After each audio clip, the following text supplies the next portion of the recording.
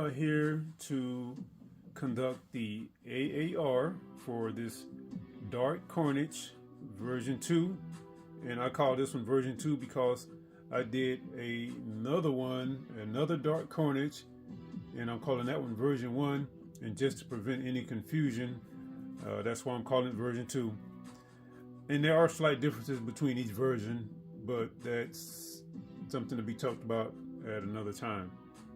Right now, I want to go over my plans for this figure, talk about what went wrong and what I could do better. So basically, what I learned from this and how I can improve with the next figure that I do. And normally, when I do these AARs, I like to start with the base, but in this case, I'm going to start with the head and work my way down because I want to spend quite a bit of time talking about the base. I'm really proud of that base, so I want to spend some time talking about it. But first, what I'd like to do is discuss my plans for this, and all of that took place in the pre-planning and prep video. That was the first one in the series. All right, I have notes this time, folks, and if I pause for longer than I normally pause, I know I have a lot of pauses when I speak, so it may be a little longer. That's because I'm referring to my notes. Let's start with the tendrils. You know what, hold on. I know I'm going to forget this if I don't do it now. So speaking of tendrils, let's get this part out of the way. The original plan, I did speak about doing some tendrils on this, because in case you did not see the other videos where I did an overview or review of this figure, and by the way, this started out as a Spawn figure. In case you did not see that video, it did not come with tendrils. Of course, Spawn is not going to come with tendrils. That figure did come with a cape, but I don't need the cape. So anyway, I'm kind of getting off track. Y'all keep me on track. If I start going astray, somebody stop me and get me back on track. So anyway, the original plan did call for tendrils. I'm still working on the tendrils, and this is what they look like right now. I have some more work to do on that, and I am calling this figure complete, but I don't want to hold it up and just to wait to finish the tendrils. That's something I can do as a side project. So the tendrils, the original plan did not call for these. I don't even know what you call these, but if you have seen Dark Carnage, by the way, Dark Carnage appeared in the Absolute Carnage series. He has these on his back. What are these called, folks? If you know what these are called, please let me know, because they just, well, anyway, whatever they call, I'm working on these also. And also Dark Carnage, I have seen him with a, what do you call this? Trident, fork, whatever you call it. I'm working on that. So this will be my first customization that has switch outs, which is pretty cool. I'll be working on those, and I'll be updating you on those later on. All right, but for now, let's get back to the pre-planning plan. The pre-planning plan? That doesn't sound right. Let's get back to my plans for this figure. It called for the tendrils. I'm still working on that, like I just said. Okay, I guess I can use this as a pointer. No, that might damage something. Let me get a pointer.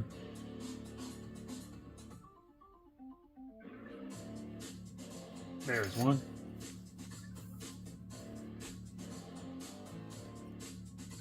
In the original Spawn figure, there were some spikes here. There was maybe 4 or 5 spikes on that strap, and the same on that side.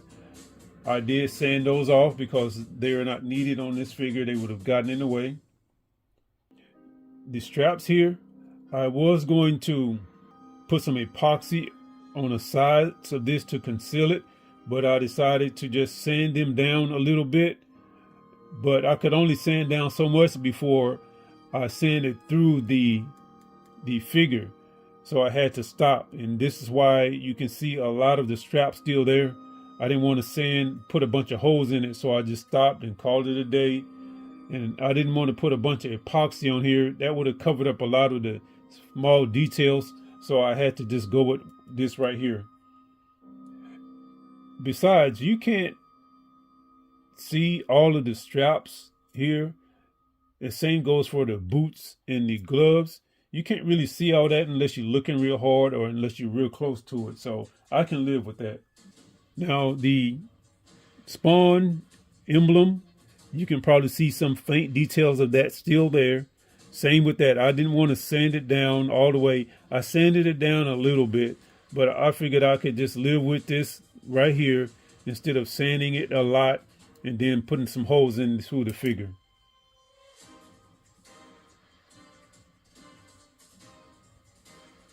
One other thing I wanted to do with this was put some of the black symbiote on the base, but I decided against that because you have all of these spikes coming. What are these, stalagmites or stalactites? So I could never remember which one was going up and which one was coming down. But you have all of these here. So I figured, I really don't need the symbiote if I have these. So I nixed that idea. And one of my biggest things was the base was not going to be gray. This started out as white resin. I think that's material it's made of, resin. So it was white, but I was determined not to have a gray or black base. I did mention possibly doing greens and browns on the base, but once I discovered lava bases, I kind of got hooked on it and fascinated by that idea. And so I went with the lava base, and I'm glad I did. That's why I'm saving this for last. We'll get to that shortly. But first, let's do a 360, get a good look at what we have here.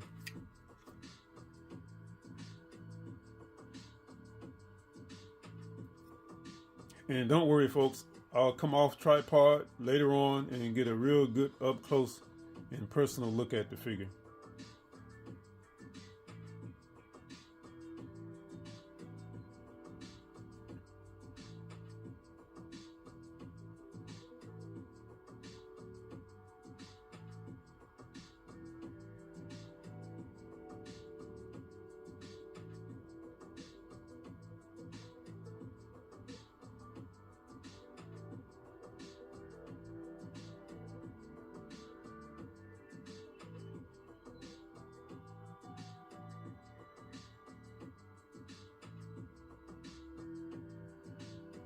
All right, that should be enough.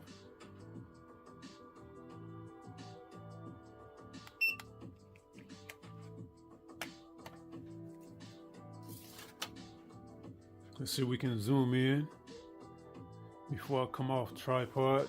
Be right back, hold on.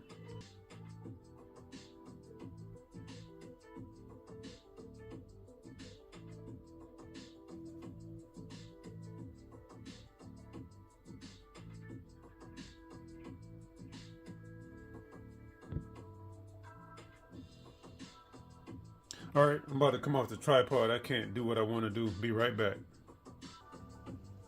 All right, folks, I'm back. So let's get up close and personal with this dark Carnage figure here. Start at the head, work our way down. Now, if you have seen the other videos in this series, you know the reason his eyes are visible right here. Don't know if I pulled it off, but I still like the look.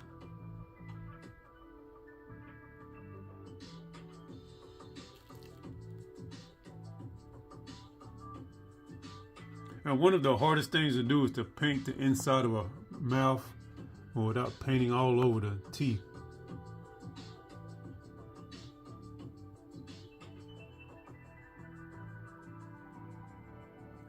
And if you're wondering about why the spider emblem looks kind of funky, that's because I was trying to blend this white into the red part. I realized I need to do some work on that to improve on that type of stuff.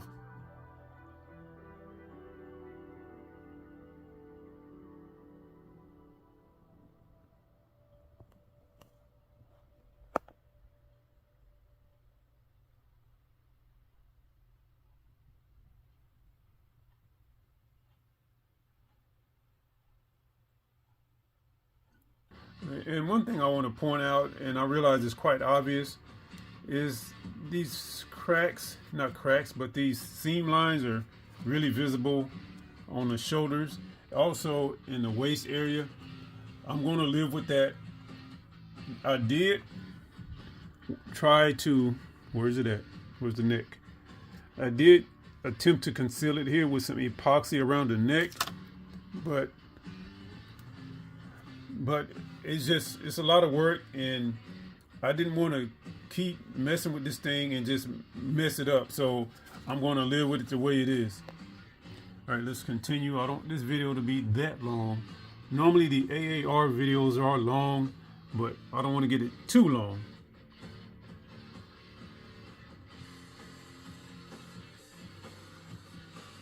All right, we're going to talk about this base.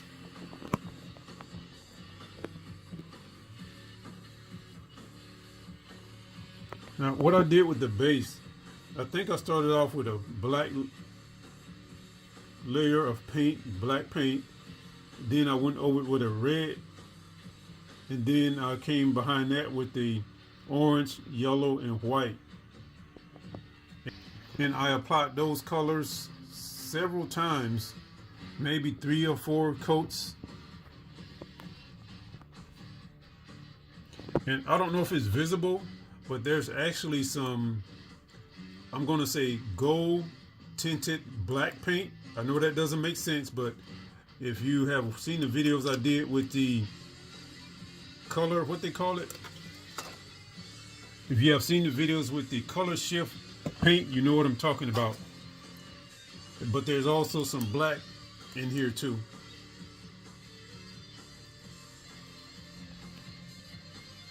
Let's spin this around a little bit.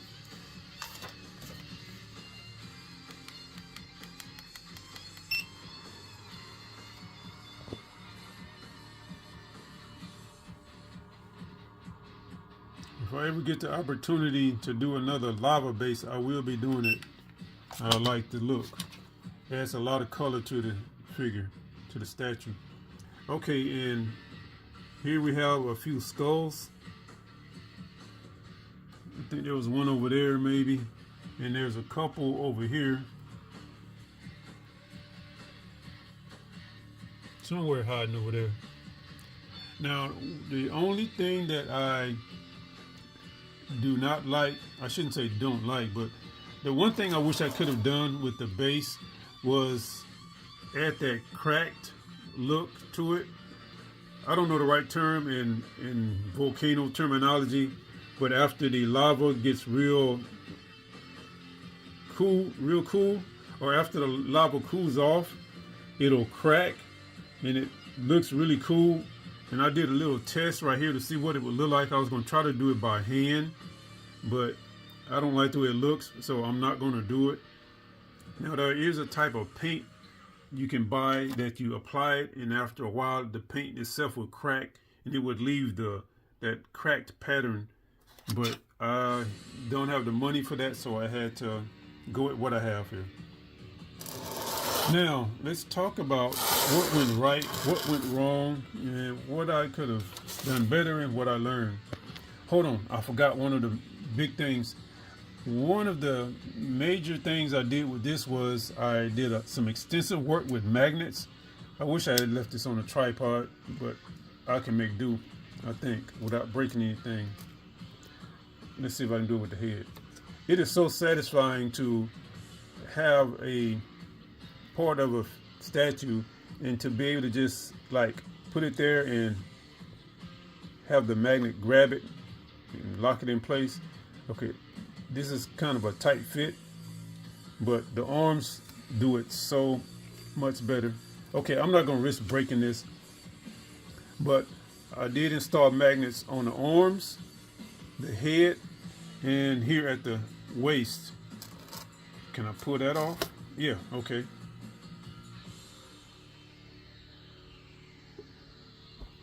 So there's magnets throughout the figure.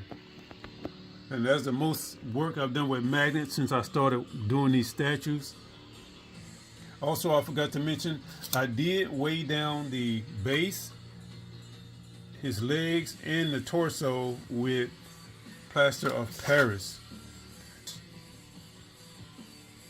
It's really a big difference between a weighted statue and a statue without the weight. It makes it feel so much, it makes it feel like it's got some good quality to it. I don't know, maybe that's just the way I think about things, but the original figure was hollow and it didn't feel like it had any substance to it, but adding that plaster of Paris gave it that feeling of quality.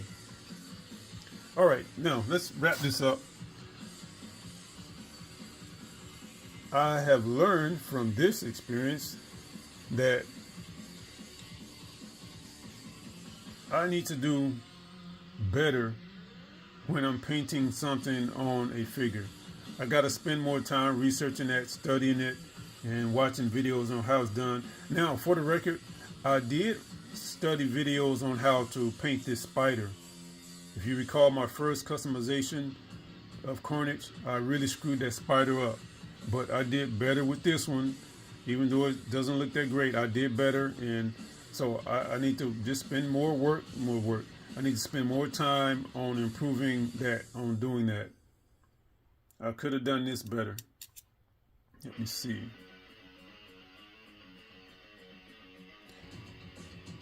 Working with plaster is not easy, folks. I like it and I will continue using it, but it is not easy.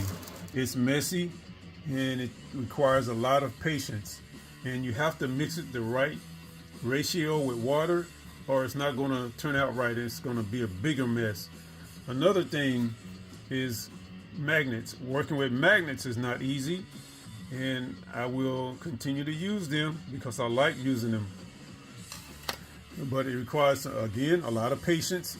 And yeah, so that's my lesson from this project, the magnets and plaster of Paris. I will get better with those as I continue to learn. Let me see, I want to show you this now. Where is it? Right there. That's what the back of the head looks like at the neck.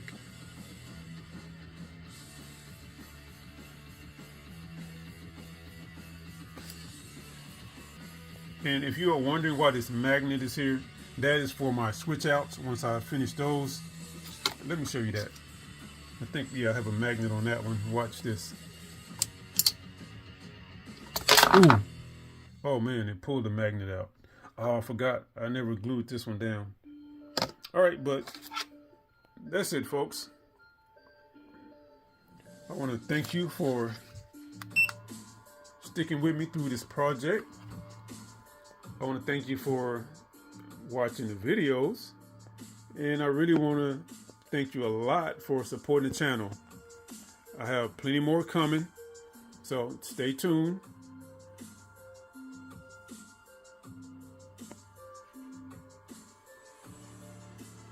I think that's the thumb shot right there.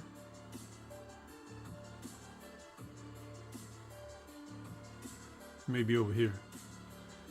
Get it when you spin around.